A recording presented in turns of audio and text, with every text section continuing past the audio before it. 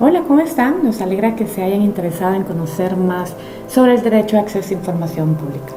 En este video estaremos hablando acerca de los orígenes de la ley y las generalidades del derecho a acceso a información pública. Algunos recordarán que hace unos años atrás se empezó a hablar del derecho a acceso a información pública y empiezan a surgir dudas de cómo y cuándo es que empezó todo este tema de transparencia, si es un poco de moda o es algo que vino para quedarse. Bueno, déjenme comentarles que esto parte de presión y de iniciativas de sociedad civil, y quiero hacerles una pequeña cronología para que puedan conocer cómo esto data de, hace bastantes años atrás.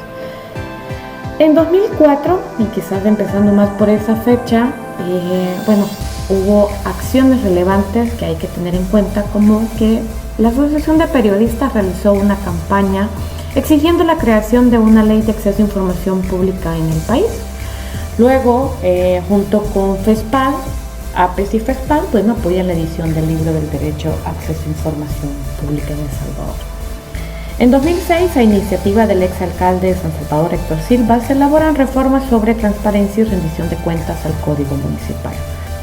Estas reformas se hicieron con apoyo de la Corporación de Municipalidades de la República, el Instituto Salvadoreño del Desarrollo Municipal, ISDEM, Fundaungo, Fundamuni, FUSAI y SATEP.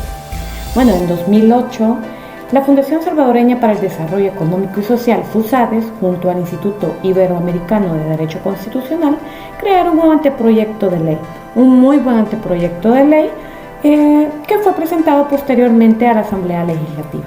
En ese mismo año, en el 2008, el FMLN presentó también un anteproyecto en esta temática. Para 2009, se fusionan ambas propuestas y se conformó así el borrador único de la Ley de Transparencia y Acceso a Información Pública, finalizado en noviembre de 2009. En ese año, surge el grupo promotor de la Ley de Acceso a Información, que era un grupo conformado por muy diversos pensamientos, que están hablando de universidades, medios de comunicación, asociaciones profesionales y gremiales empresariales. Además, hay que tener en cuenta que la ley no fue aprobada inmediatamente.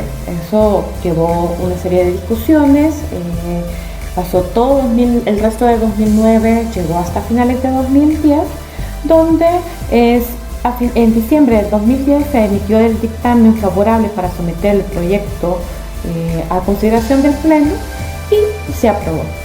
En 2011 el presidente devuelve con observaciones, pero estas fueron superadas parcialmente por la Asamblea y se publica en el Diario Oficial en el mes de abril de 2011, para que el 8 de mayo del 2011 entre en vigencia la ley. Pero realmente fue hasta 2012 donde entró en plena vigencia la LAIP. Esto porque se les concedió un año a todas las instituciones públicas para que adecuaran la infraestructura física y digital, así como que archivaran todos los documentos para la información oficiosa y pudiese estar disponible para la población cuando ya entrara la ley. A ese periodo de un año es que se le conoce como vacatio legis. Esto para ir finalizando, y hablaremos ahora de generalidades del derecho de acceso a información pública. Lo que vamos a hablar en las generalidades es que un derecho fundamental, un derecho llave o accesorio, una herramienta de participación ciudadana y una herramienta de lucha contra la corrupción. Hablamos que es un derecho fundamental porque son inherentes al ser humano, pertenecen a cada persona por el hecho mismo de ser persona, pero también porque tiene fuerza normativa. Está en nuestra normativa jurídica y está protegido dentro del país. Les dejo también cuáles son los instrumentos internacionales a través de los cuales está protegido este derecho. Y hay que recordar que los sistemas internacionales de protección, el sistema interamericano es el primero en reconocer este derecho como un derecho fundamental. Pero no solamente en el derecho internacional, también en el derecho a nivel nacional, hay una jurisprudencia constitucional de parte de la sentencia de la Sala en la que estableció que es un derecho fundamental de la población estar debidamente informados. Y posteriormente, esto fue en el 2010 y en el 2011 entra en vigencia la Ley de Acceso a Información Pública. Hablamos también que es un derecho llave porque este permite conocer qué derechos puede ejercer cualquier persona, cómo, a qué beneficios estatales puede acceder, a quiénes dirigirte y de cuánto dinero se puede asignar a diferentes programas y beneficios, becas, ayudas, políticas, bueno. Por eso es que se le llama un derecho llave, porque abre la posibilidad de conocer los derechos y la manera de cómo ejercerlos o exigirlos. Por ejemplo, el derecho a la salud, el derecho a la educación, seguridad, justicia, derecho al trabajo. Bueno, hablamos también que es una herramienta de Contraloría y Participación Ciudadana, pues hay que recordar en 2012, en el informe de desarrollo humano del PNUD, hablaba acerca de que la transparencia incrementa la capacidad de la gente para participar de manera informada y por ende demandar políticas económicas y sociales que sean más sensibles a sus prioridades y necesidades. Hablamos también que es una herramienta de lucha contra la corrupción, ya que al contribuir con la participación ciudadana, todos los sectores de la sociedad civil generan una Contraloría Pública amplia sobre los actos del Estado y promueven que se exija más la rendición de cuentas. Esto hace posible visibilizar los abusos del poder, el mal uso de los fondos públicos, errores y debilidades en el sector público en los que se puede aportar desde la sociedad civil. Recordemos que el acceso a la información pública y la rendición de cuentas son obstáculos para la corrupción. A continuación le presento algunos casos de cómo el acceso a información ha servido como herramienta contralora de la ciudadanía y también de lucha contra la corrupción. Y les hablo acerca de algunos casos de peticiones de información que he realizado. Por ejemplo, uno es la de las auditorías a las declaraciones patrimoniales de 3 expresidentes, en los cuales permitió evidenciar el mal uso justamente de los fondos públicos. Y estas peticiones de información desde sociedad civil llevaron a que se estén realizando incluso algunas investigaciones judiciales contra los 3 expresidentes. Recordemos que para Antonio Saca ya hubo un juicio, quizás no el más aceptable que hubiésemos querido, pero se terminó evidenciando la corrupción dentro de su periodo presidencial. En el caso del expresidente Francisco Flores, bueno, ya había fallecido, pero se inició una investigación y un proceso por extinción de dominio. Y contra el expresidente Mauricio Funes actualmente está siendo investigado, sabemos que está prófugo, pero las investigaciones continúan. Y el caso de enriquecimiento ilícito es una de las tantas investigaciones abiertas contra este expresidente.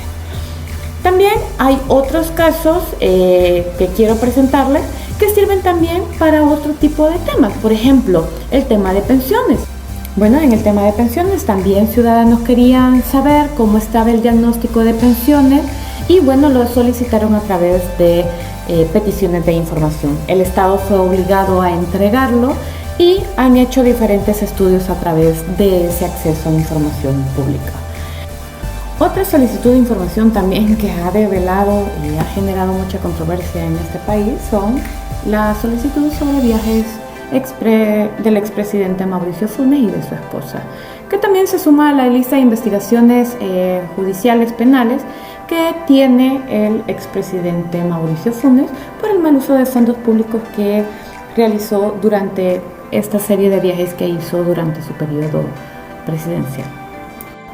Otros casos también fue el de cómo otros ciudadanos pidieron información acerca del financiamiento de los partidos políticos. Sabemos que ahí se genera una gran corrupción y bueno, ha sido años de lucha por el acceso a información sobre este financiamiento y ha sido otra de las controversias e información que se ha logrado obtener.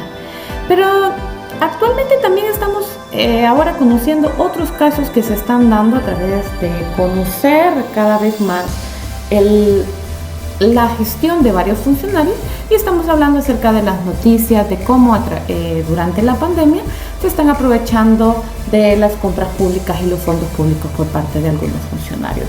También estamos conociendo cómo desde el inicio del periodo presidencial de este nuevo gobierno siguen dándose el tema del nepotismo, plazas fantasmas, y esto es a través de información que está solicitando algunos periodistas o que logran indagar algunos periodistas. Bueno, ya habiéndoles mostrado algunos casos, vamos ahora a continuar con las generalidades de este derecho, y lo que quiero presentarles a continuación son los principios rectores del derecho de acceso a información pública.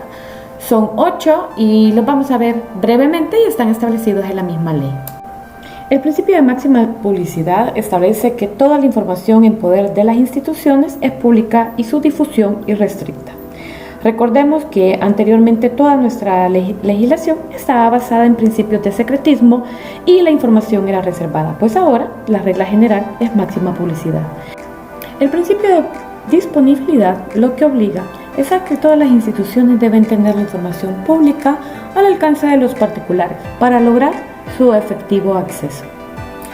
Bueno, tenemos otro principio que es el principio de prontitud. El principio de prontitud lo que establece es que la información solicitada debe ser entregada en tiempo razonable y dentro de los plazos que establece la ley. Por lo general hay oficiales de información que prorrogan tanto los plazos y esos son mecanismos disuasivos para no ejercer este derecho. Pero, bueno, la ley obliga que tiene que ser pronto.